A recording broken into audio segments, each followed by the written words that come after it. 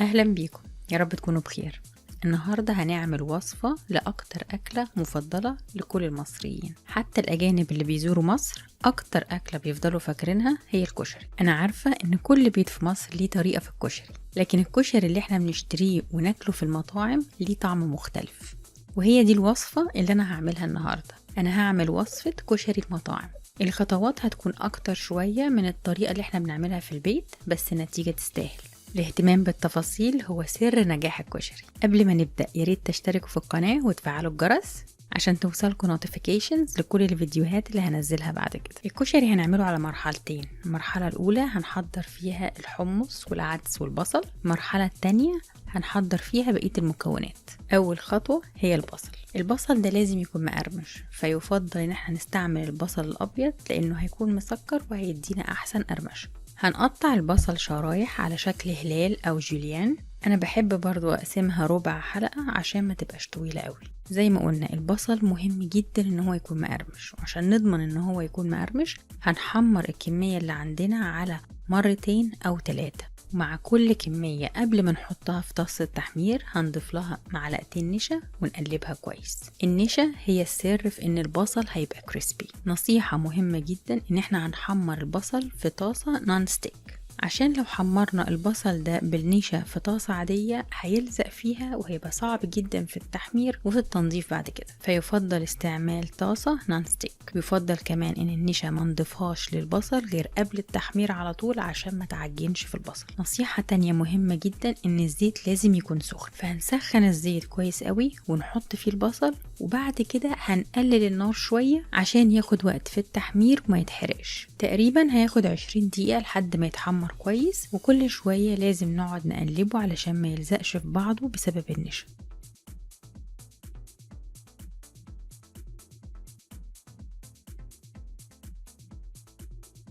أول ما البصل يتحمر هنشيله من الزيت وهنحطه على بيبر تاولز علشان ينزل كل الزيت اللي فيه. بعد ما نخلص أول كمية هنكرر نفس الخطوات في الكميات التانية.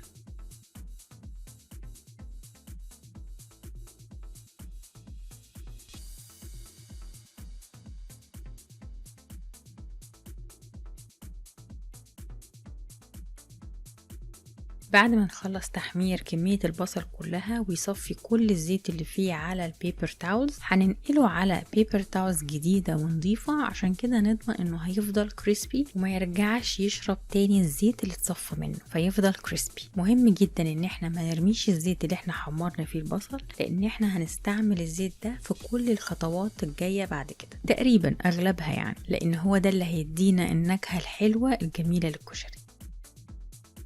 الحمص هنحتاج ننقع الحمص في مية كتير قبل ما نسلقه تقريبا ب4 ساعات. هنضيف للمية دي معلقة صغيرة بيكنج صودا. بعد 4 ساعات ده هيكون شكل الحمص. هنشطفه كويس ونصفيه. هنحطه في مية جديدة كميتها كبيرة عشان يتسلق. هنضيف له ملح وكمون وتوم. أنا خرطت التوم لكن يفضل يكون صحيح أو باودر.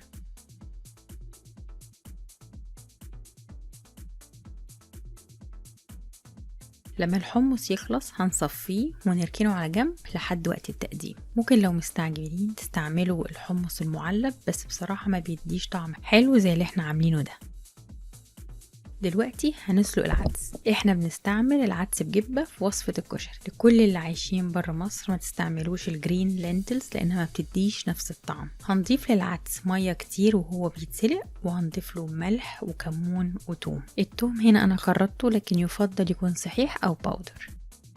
هنسلق العدس نص سلقة الدنتي، يعني يكون ناشف سنة صغيرة عشان لسه هنضيفه للرز ويستوي معاه. هنصفي العدس ونركنه على جنب لحد ما نبتدي نحضر الرز.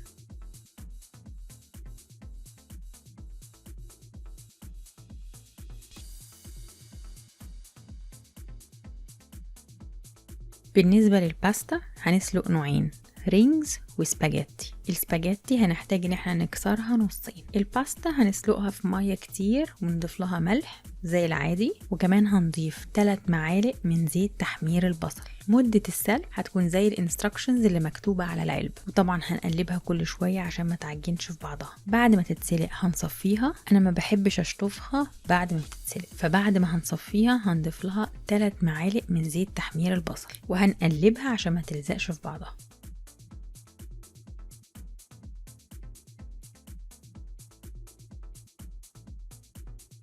خطوة إضافة زيت تحمير البصل دي للمكرونة هي خطوة مهمة جدا، لأنها هتنقل المكرونة من مجرد مكرونة مسلوقة لمكرونة كشري.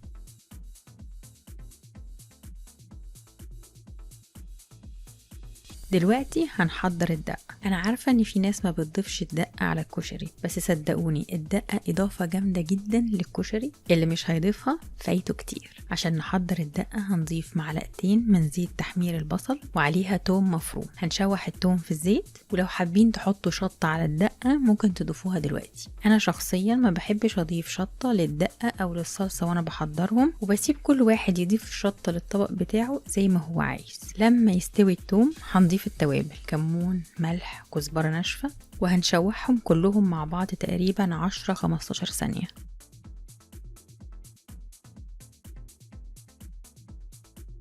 وأول ما هنشم ريحة البهارات الجميلة دي هنضيف المية.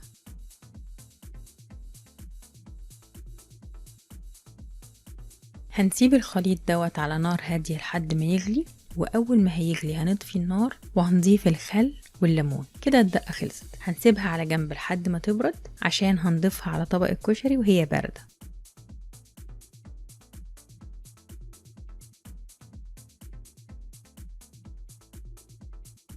هنحضر دلوقتي الصلصة. هنضيف 4 معالق من زيت تحمير البصل وعليهم 2 معلقة كبار توم مفروم. هنفضل نقلب لحد ما التوم يستوي، وبعد كده هنضيف معجون الطماطم وهنفضل نقلب. ممكن في الوقت دوت تضيفوا شطة او هريسة، بس انا زي ما قلت لكم قبل كده انا ما بحبش احط فيها شطة، عشان ممكن في حد ما يفضلهاش سبايسي، او ممكن يبقى فيه اطفال مش هينفع ياكلوها سبايسي، فبفضل ان كل واحد يزود الشطة على طبقه في الاخر زي ما هو عايز. بعد ما شوحنا الصلصة شوية هنضيف التوابل: بابريكا، كمون، فلفل، كزبرة ناشفة، وهنقلب كل ده مع بعض لمدة تقريبا دقيقة. هنضيف بعد كده الطماطم المعصورة ونقلبهم كويس، وهنسيبهم على نار هادية لحد ما تتسبك.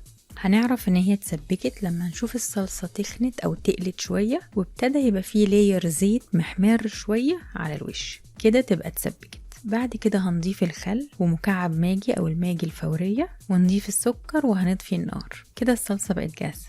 في المرحلة دي هتشموا احلى ريحة لصلصة كشري.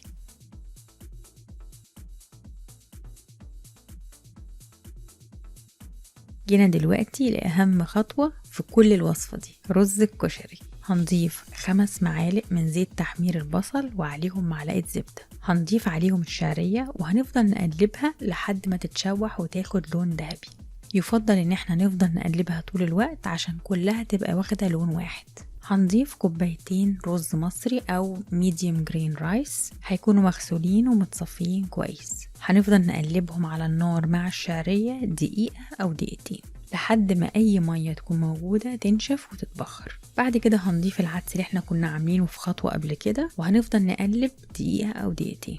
هنضيف 3 كوبايات مية مغلية. مهم جدا ان المية اللي هنضيفها على الرز تكون مغلية. هنضيف بقية التوابل بتاعتنا: ملح، كمون، فلفل، مرقة فورية. هنقلبه وهنكمل نطبخه زي اي رز عادي بنطبخه، يعني هنغطيه وهنسيبه على نار عالية لحد ما الرز يتشرب المية كلها. ساعتها هنفتح الغطا وندي رز تقليبة خفيفة ونغطيه تاني ونهدي النار على الأقل حاجة ونسيبه 20 دقيقة. يعني 20 دقيقة دي هتتحسب من بعد ما الرز يكون اتشرب المية واحنا قلبناه وغطيناه وهدينا النار خالص. نبتدي نحسب 20 دقيقة. بعد 20 دقيقة هنقفل النار وهنسيبه متغطي. كده رز الكشري خلص. بكده نبقى خلصنا كل خطوات الكشري. عايزين نقدمه بقى، ممكن نقدمه في سيرفيس كبير او في اطباق صغيرة، وهتكون نفس الطبقات اللي هنعملها. هنبتدي نحط المكرونة وبعدين الكشري، او ساعات ممكن نبتدي بالكشري وبعدين المكرونة. هنزود الصلصة طبعا، حمص، بصل، وفي الاخر ما تنسوش الدقة. كشري من الاكلات اللي ما ينفعش ناكل فيها طبق واحد، لازم كمالة، وده يعني طبق تاني كمان. مفيش اي حد بياكل كشري بياكله طبق واحد بس. الكشري يعتبر the top Egyptian street food. يا رب تعجبكم وصفة النهاردة. تنسوش تعملوا لايك للفيديو، تشتركوا في القناة لو ما كنتوش اشتركتم، وتفعلوا الجرس. اشوفكم في فيديو جديد ان شاء الله قريب من مطبخي لمطبخكم. بكل حب، سما السادات.